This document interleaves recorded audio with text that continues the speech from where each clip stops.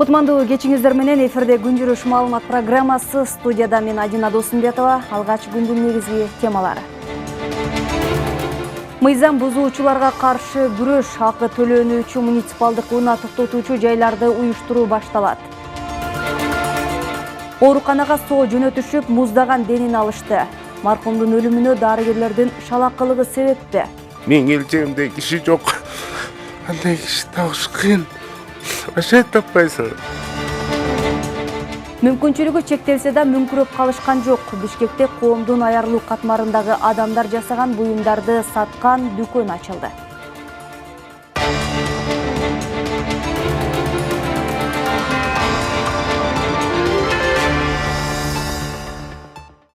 Кыргыз-Тажик мамлекеттик чек арасын делимитациялоо жана демаркациялоо боюнча эки өлкөнүн өкмөттүк делегацияларынын отурумунун жүрүшүндө Баткен облусунун Баткен шаарында кеңири пикир алмашуу болуп өттү. Бул тууралуу өкмөттүн аппаратынын маалымат камсыздоо бөлүмү кабарлады.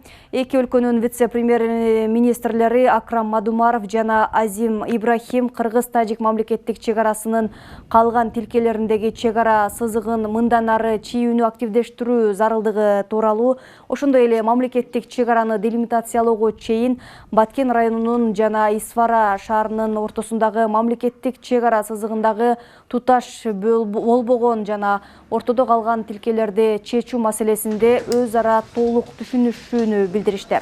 Жыйындын алкагында күч түзүмдөрүнүн катышуусунда чек ара аймактарында жаңжалдардын чыгышын алдын алуу боюнча өз ара иштешүү максатында чектеш аймактардын башчыларынын өзүнчө жолугушуусу болуп өттү.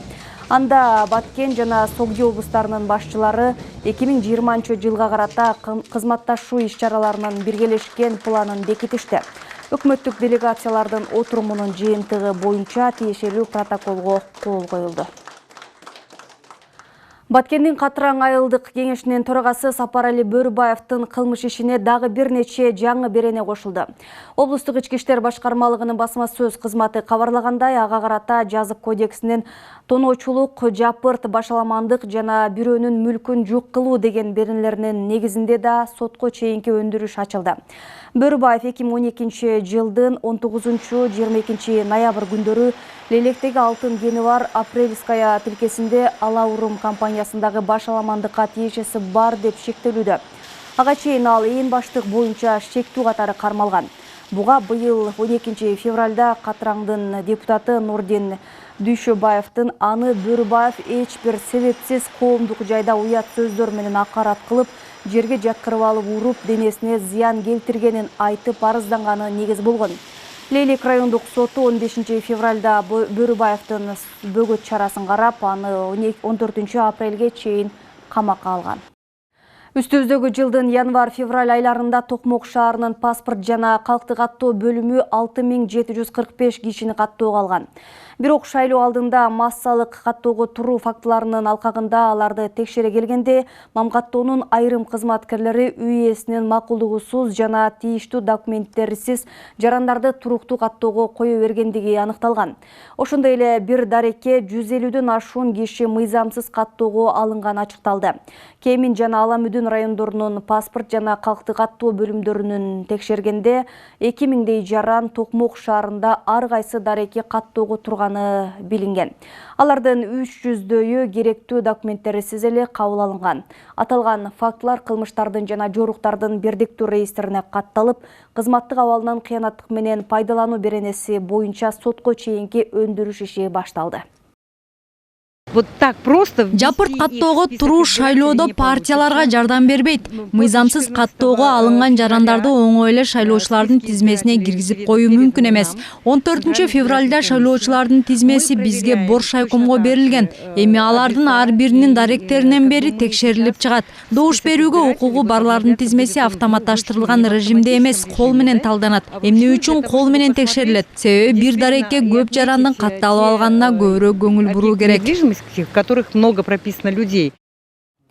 Эгерде айдоочу жөө жүргүнчүнү жөөлөп өтүп анын укугун бузса, жолдо жүрүүнүн эрежелерин сактабай машинени жол жээгине токтотуп койгондорду көрүп калсаңыз, аны дароо сүрөткө же видеого тартып милициянын кайгыл кызматынын башкармалыгына жибериңиз. Ошондой эле унаа токтотуучу жайлардын мыйзамдуулугунан шек санасаңыз, Бишкек мэриясына кулак кабыш кылып коюуну унутпаңыз.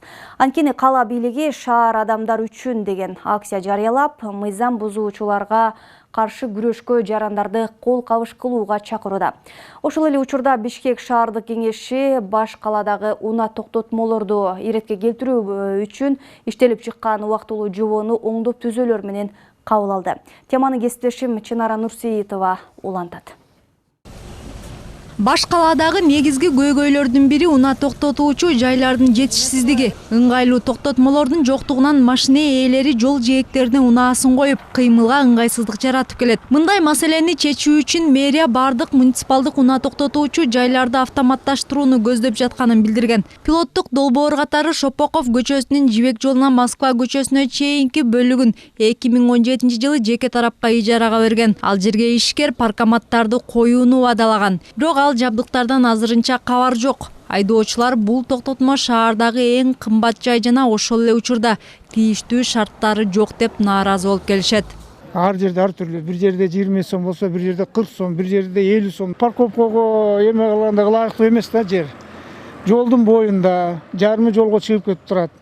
Линиясы жок, разметкалары жок. Просто келип эле орнотуп алган, ошодон акча алышып атат булар. Бул кимге төгүп атат, ким эме алып атат, аны дайынсыз да. Жөн эле жерден ооздуктан айтмакчы акча алышат да. Эч кандай условия создавать эткен жок бизге. Эч нерсе кылган жок. Кымбат анын үстүнө 40 сом. Эми бир тариф болсо да более-менее болмок эми. 15 миң бекер болсо ошону айтышпайт. Унчукпай эле келишим менен сразу акча алышат. Тилекке каршы мындай жагдай шаардагы башка унаа токтотуучу жайларда деле кадимки көрүнүш, бирок бааларында айырма жок эмес. Көп жерде 25-30 сом. Мэрия токтотмолорду автоматташтыруу системасына чейин Бишкектин аймагында муниципалдык акы төлөнүүчү унаа токтотмолорду уюштуруунун тартиби жана шарттары жөнүндө убактылуу жобо иштей турганын билдирди. Муну менен шаардык бийлик автоматташтырылган системаны киргизүүгө кам көрүүдө. Тийиштүү документти шаардык кеңеш жакында кабыл алган. Анын долбоорунда Чыңгыз Айтматов Жибек жолу проспектилери Ахунбаев жана Ибраимов көчөлөрү менен чектелген биринчи аймактагы муниципалдык токтотмолордун акысы 40 сом. Ал эми Фучик, Түштүк магистраль, Алмата жана Чоңчуй каналынын түндүк жагы менен чектешкен аймакта 20 сом болоору жазылган. Ал эми каланын калган бөлүгү 3-чү зонага киргизилип, ал жактарда унаа токтотуу акысыз болмок. Бирок азырынча бул документти депутаттар кандай оңдоп түзөө өзгөртүүлөр менен кабыл алганы белгисиз. Себеби жобонун акыркы варианты колго тиелек дейт Бишкек автоунаа токтотуучу жайлары муниципалдык ишканасынын директору Ислам Момоконов. Азыр жобону бекитип бергенден кийин биз конкретный анализ жүргүзөбүз. Кайсы жерге парковка кылса болот, кайсы жерге кылса болбойт, кайсы жерге кылсак общественный транспортко мешать этет, кайсы жерге койсок мешать этпейт деген анализ жүргүзүп туруп, анан билишим боюнча депутаттар тараптан дагы срок берилет экен, бир 3 айдай болгон. 3 айдын негизинин ичинде биз баарын эсептеп чыгып туруп, и конкретный предложение киргизгиле деген. Белгилей кетсек, убактылуу жобо Бишкек шаарындагы муниципалдык акы төлөнүүчү автотоктотмолор системасын башкаруу жана иштетүү боюнча бирдиктүү шаар саясатын ишке ашыруу максатында иштелип чыккан. Момоконовдун белгилөөсүндө калаадагы унаа токтотмолорду иретке келтирүү иштери быйыл башталат. Учурда жеке колдорго же ижарага берилип кеткен муниципалдык жерлерди кайтаруу иштери жүрүп жатыптыр. Частниктерге берилип кеткендерден менин билишим боюнча эми парковка деп берилгендери дагы бар, стоянка деп берилгендери дагы бар. Ошондо где-то бир 14 жер бар. 14-тün дагы 14 участок бар. Эми участок болгондо ал участоктор чоң участоктор бар, кичинекей участок. Эми ар кандай случайлар болгон. Эми аны дагы биз бүгүнкү күндө реестр жазып атабыз. Реестр жазап, жер ресурстар башкармалыгы менен толук алардан маалымат алгандан кийин, анан кийин уже реестрде биз конкретно опубликовать этип, каерде кандай сот иштери жүрүп атат, каерде кандай задолженностьтер бар, ошонун баарын тең ачык маалымат беребиз да уже. Долбоор ишке ашса, жол коопсуздугу камсыздалып, тыгындар азаяры жана унаа токтотуучу жайлардан шаардык бюджетке каражат түшөөрү күтүлүүдө. Бирок каржы маселесинде мэрия этияттанып, казына мынчага кампаят деп божомолдоодон азырынча карманып турат. Мэрия эмне үчүн киргизип атат? Бишкек шаарындагы мынабеки биздеги тыгындардын маселеси, анан көчөдөгү ар кандай коюлган маселелердин негизинде ушул жоонун негизинде бир иретке келтирет деген ойдобуз да. Анткени бул биздин шаарыбызга да керек, шаарыбыздын жашоочулары, келген коноктордун баарысынын тең маселеси ушул. Шаардын 2/3 бөлүгүндө акы төлөнүүчү автопаркингтерди уюштуруу айдоочулардын арасында нааразычылыктарды жаратуусу мүмкүн. Себеби бул багытта иштеген адистер аз жана кала бийлигинде унаа токтотуучу жайларды уюштуруу боюнча тажрыйба мол болбогондуктан мүчүлүштүктөр болбойт деп эч ким кепилдик бере албайт. Бишкек шаардык кеңешинин айрым депутаттары кала ичинде бардык жайларга акы төлөнүүчү токтотмолорду уюштуруудан мурда долбоорду 3-4 ай пилоттук негизде иштетүүнү сунушташкан. Чынара Нурсеитова, Калбек Абдумомутов, Нью ТВ. Салык кызматы бердиктүү салык декларациясын бүгүндөн тарта түн ортосуна чейин кабыл ала баштады. Бул тууралуу аталган мекеменин маалымат кызматы кабарлады. Билдирүүгө ылайык, салык органдарында иштегендер 1 мартка чейин дем алыш күндөрү да декларацияны түн ортосуна чейин кабыл алышат. Декларацияны иш учурунда тапшырууга жетишпей калгандар саат 18:00дөн түнкү саат 12:00го чейин салык органдарына кайрылышса болот. Ал эми дем алыш күндөрү саат 9:00дөн түнкү саат 12:00го чейин тапшырууга мүмкүнчүлүк бар деп жазылат маалыматта. Эске салсак, 1 мартка чейин бирдиктүү салык декларациясын ата мекендик уюмдар, анын ичинде дыйкан жана фермердик чарбалар, ошондой эле Кыргызстанда иш алып барган чет өлкөлүк уюмдар берүүгө тийиш. Ал эми 1 апрелге чейин мамлекеттик жана муниципалдык кызматкерлер, жеке ишкерлер, анын ичинде патенттик негизде салык төлөгөндөр, менчигинде кыймылдуу, кыймылсыз мүлкү жана жер участогу бар жеке жактар, ошондой эле юридикалык жакты түзбөй туруп иш жүргүзгөн дыйкан жана фермердик чарбалар бирдиктүү салык декларациясын тапшырууга милдеттүү.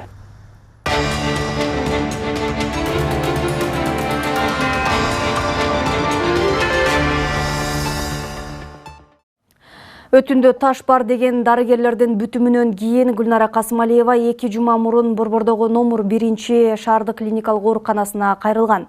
Орун жоктугунан улам кийинки күнү келип бейтапканага жаткырылып, дароо операцияга кирген. 40 мүнөткө созулган операция ийгиликтүү өткөнү менен Касымалиева өзүнө келбей комага түшкөн. Дээрлик 6 күндөн кийин көз жумган. Ооруканага сопсо кетип, муздаган денени алгандарына жакындары бүгүнкү күнгө чейин ишене албай отурушат. Маркумдун балдары ахалачандардын кайдыгер мамилесинен улам апабыздан айрылдык дешип, оорукананын 2 дарыгерин күнөөлөшөт. Алар дарыгерлер шалакы мамиле жасаганы аз келгенсип, маркумдун жолдошу жана балдарынан басмырлоо жолу менен тил кат алып алышкан. Мындан улам Гүлнара Касымалиеванын жакындары акыйкат издеп биздин телеканалга кайрылышты. Үй бүлөнүн кайгысын кабарчыбыз бөлүшүп келди.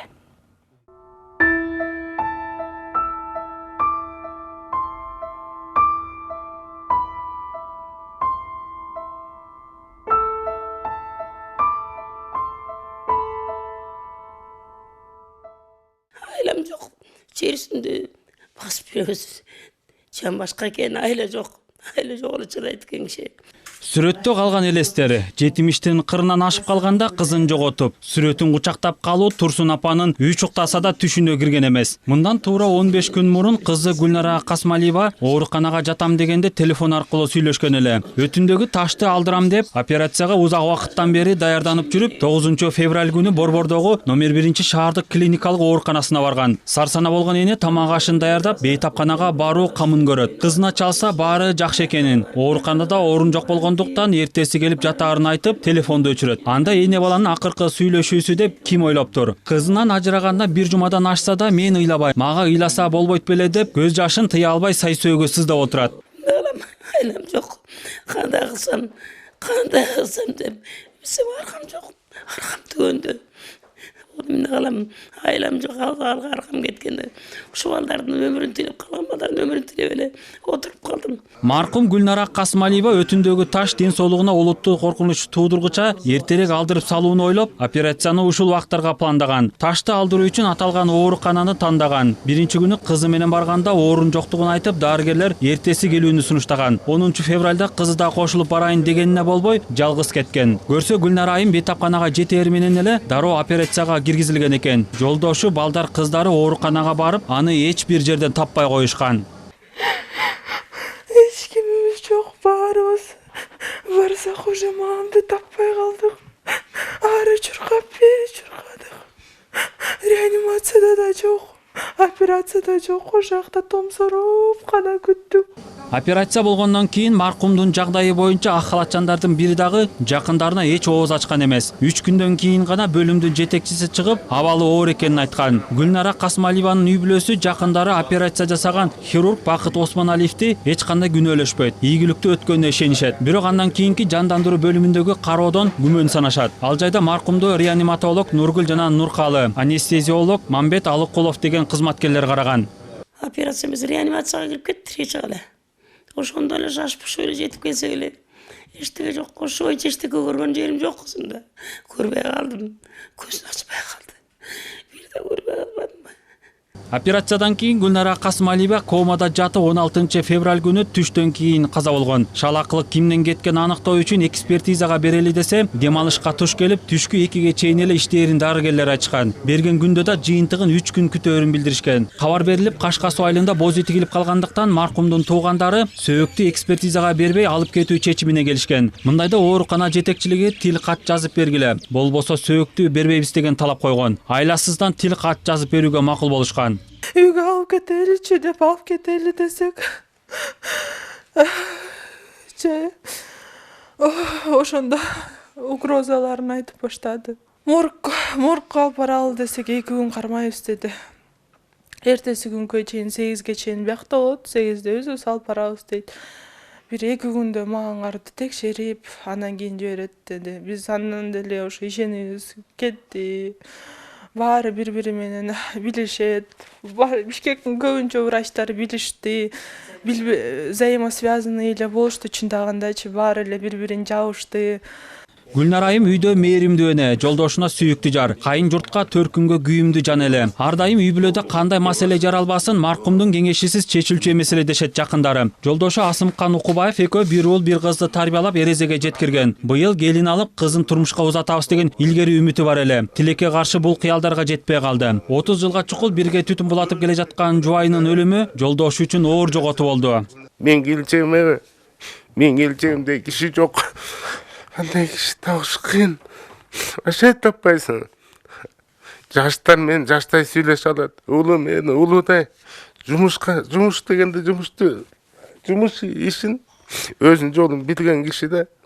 Мындай киши жок такыр. Окуянын болгонуна бир жумадан ашса да ооруканада ички иликтөө жасалып, көрүнүшкө жол берген кызматкерлерге чара көрүлбөй жатканына маркумдун жакындары нааразы. Ал эми жагдай боюнча саламаттыкты сактоо министрлигине кайрылганыбыз менен натыйжа чыккан жок. Иш күн болбогондуктан башка күнү жооп берерин билдирди. Министрлик кайсы учурда жооп кайтарса да биздин канал алардын үнүн укканга дайым даяр. Дүйшөн Шаршембеков, Алтынбек Сакиев, New TV. Кытайдагы тажылуу вирус эпидемиясына байланыштуу алдын алуу иштеринин алкагында Кыргызстанда 141 адам дарыгерлердин көзөмөлүндө турат. Алардын 61-и Кытайдын жарандары. Бул тууралуу оорулардын алдын алуу жана мамлекеттик санитардык эпидемиологиялык көзөмөл департаментинин жугуштуу ооруларды көзөмөлдөө бөлүмүнүн башчысы Динара Оторбаева билдирди. Анын айтымында Кытайдан келген 1000ден ашык адам дарыгерлердин көзөмөлүнөн өттү. Соңку маалымат боюнча Кытайдан тышкары 29 өлкөдө катталган тажылуу вирус 77 000 адамга жукту. Алардын көбү кытайлыктар. 2692 адам каза болду, 25 000дейи айыгып чыкты. Кыргызстан тажылуу вируска байланыштуу Кытайдын жарандарына виза берүүнү токтотту. Бул тууралуу Кыргызстандын тышкы иштер министринин орун басары Нурлан Абдырахманов билдирди. Анын айтымында мындай чаралар убактылуу гана. Кытайдагы жана дүйнө жүзүндөгү эпидемиологиялык абалга жараша виза берүүнү жандантуу жана чек араны ачуу маселелери боюнча тиешелүү чечим кабыл алынат деп маалымдады Абдырахманов. Кыргызстандын жарандары 2020 жылы күзүндө өтө турган кезектеги АКШнын Green Card лотереясына катыша алат. Бул тууралуу Кыргызстандын АКШ элчилигинен билдиришти. Кыргызстандын жарандары мурдагыдай эле 2020 жылдагы Green Card'га катыша алат. Лотерея 2020 жылдын октябрь же ноябрь айларында башталат. Green Card'тын даталарын жана арыз жазуунун тартиби жөнүндө кененирээк маалымат алуу үчүн 3w.checkit, DVLottery, Checkit, State, Checkit, Gov сайтына кирип билсеңиз болот деп айтылат элчиликтин маалыматында. АКШ президенти Дональд Трамптын администрациясы Кыргызстандын жарандарына иммиграциялык жана Green Card визаларын алууга чектөө киргизген. Бул документ бүгүндөн тарта расмий түрдө күчүнө кирет.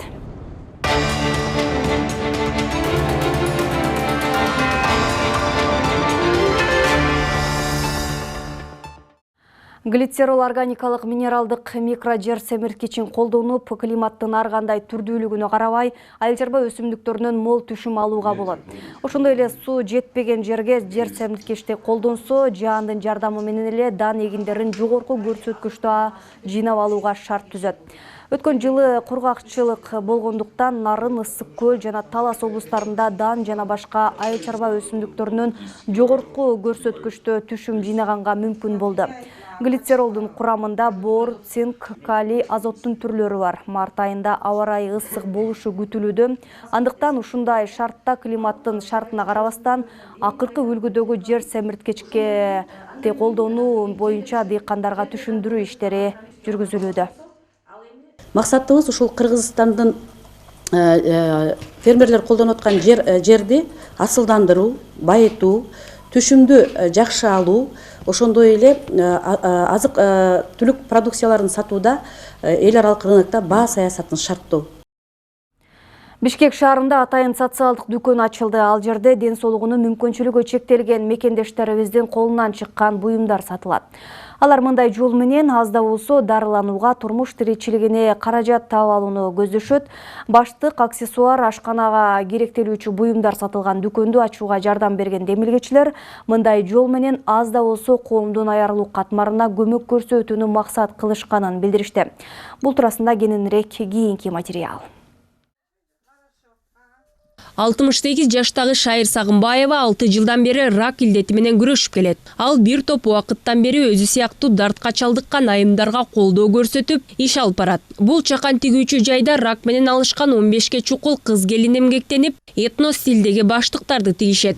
Алина деген кызга жардам берип аткан кызыбызга 21 күн сайын 84 000 ден анан кошумча дарыларды кошкондо 100 000ге чейин кетип калат. Элестеткиле үй бүлөгө кандай кыйынчылык болуп атат. Мисалы эмчегин алдыргандан кийин бестерин алдырат, ар ким ар кандай операция болот же аял балдардын үйүн алдырат. Ошондо катуу кыйналып иштей албай калышат. Анан ушу дүкөн биз үчүн абдан сонун болду да. Химия алышат, чарчашат. Биякта не обязательно тегип же бирдеме кылганга, бияка жөн эле эс алган эле келишет. Биз мисалы аларды кыйнап мындай тигебиз деген неме жок. Тиккен кишилерибиз баары бекер тигебиз. Бул жерден бирөө бир тыйын акча албайт. Себеби бүт баардыгы биздин өзүбүздүн эле дарыбызга кетет. Буга чейин Шайыр айым командасы менен жасаган баштыктарын сатып өткөрүүдө бир топ кыйынчылыктарга туш болгонун айтат. Анткени бүгүнкү күндө кардар табуу өтө оор. Бул маселени чечүү үчүн Борбор калаада атайын social бренд аталышындагы социалдык дүкөн ачылды. Бул жайда ден соолугунун мүмкүнчүлүгү чектелген 50дөн ашык жарандын кол эмгектери коюлган. Дүкөндө сатылган буюмдардан түшкөн каражат алардын дары-дармектерине жумшалат. У каждого своя судьба, у каждого своя история. Бул жайда сатыкта турган ар бир буюм ээсинин өз тагдыры, тарыхы бар. Биз ушундай иштерди жасоо менен коомго жардам бергибиз келет. Биздин дүкөндө мүмкүнчүлүгү чектелген жарандардын буюмдарынан тышкары үйдө туруп кол өнөрчүлүк менен эмгектенген пенсионерлердин да эмгектери бар. Билесиңер, бүгүнкү күндө алардын да жашоосу оор. Социалдык дүкөндү ачуу идеясы мындан бир топ жыл мурун эле жаралган. Кайрымдуулук иштери менен алектенген дүкөн ээси бул жерде сатылып жаткан буюмдардын сапаты жогору экендигин белгилеп, келечекте чет өлкөлүк белгилүү интернет дүкөндөрү менен кызматташуу пландары бар экендигин айтты. Мунун эң негизги автору бул Айкерим Жайырбекова деген айым, өзүнүн 2 кичинекей наристеси бар. Ошол алар болсо тубаса жүрөк оорусу менен ооруйт. Ар бир жарым жылда бирден операция кылып турушат. Чет өлкөгө барып, андан кийин операциясына эле $20 000 жакын каражат сарпталат экен. Анан баарыки коомчулукка кечке эле кайрылуу кечке эле сурай бербестен, өзү ушундай отуруп, ойлоп чыгып, таап, анан кийин ушул күндөлүктөр сатып, ушудан түшкөн каражат менен өздөрүнүн балдарын эме кылып атат, операцияга жанагы дарылап атат да. Муну болсо 16 жаштагы кыз жасайт. Мунун өз бир тууган иниси рак менен ооруйт. Өзү ушуну жасап сатып, аны ошол түшкөн каражатты ошол дарыланган колдонот да. Дүкөндө турмуш тиричиликке керектелчү буюмдардан тартып, балдар үчүн жумшак оюнчуктар, китептер, баштыктар, аксессуарлар, ашканага керектелчү буюмдардын түрү бар. Баасы да капчыкка ылайыктуу. Учурда акырындык менен кардарлардын да саны өсүп жатыптыр. Домашний тапочка бар экен, аларды мисалы баасы 150 сом экен.